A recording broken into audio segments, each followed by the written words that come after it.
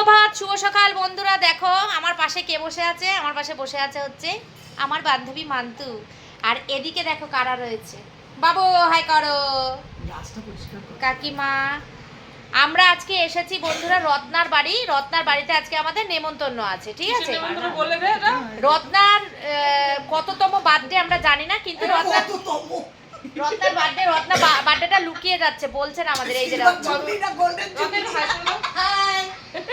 রত্না আজকে খুব ব্যস্ত আছে, কারণ যেহেতু যার বাড়ির অনুষ্ঠান সে তো ব্যস্ত থাকবেই। আর আমাকে মান্তুকে মৌকে সবাইকে রান্না করতে বলেছে, নিমন্ত্রণ করে ডেকে নিয়ে এসে বলছে তোরা রান্না এখন করোনা ছড়াচ্ছে রত্নার বাড়ি, রত্না নিন্দা ছড়াবো। যাই হোক, রত্নাকে বলেছি রত্না তুই আগে আমাদেরকে খেতে দে, তারপরে রান্না।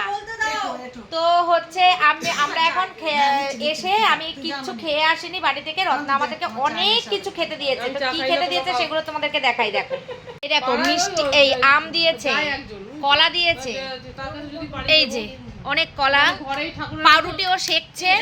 আর এর মধ্যে হচ্ছে এই খোলে না, ওইটা মানে লক সিস্টেম করা আছে, দেখ লক সিস্টেম করা আছে। গায়ে পড়েছে?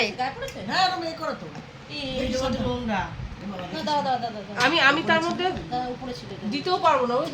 তো এইগুলো দিয়ে এখন আমরা ব্রেকফাস্ট করব। এটা জল রয়েছে, জলটা দেখে কি ভালো লাগছে, কি সুন্দর কাঁচের বোতল।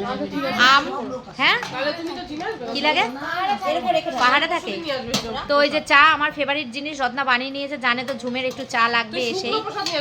তো এগুলো দিয়ে এখন আমরা ব্রেকফাস্ট করব। পরে আবার মানে পরপর দেখাচ্ছি তোমাদের, তোমরা দেখতে থাকো। আর ওদিকে দেখো গোছ গাছ হচ্ছে, রান্না বান্না।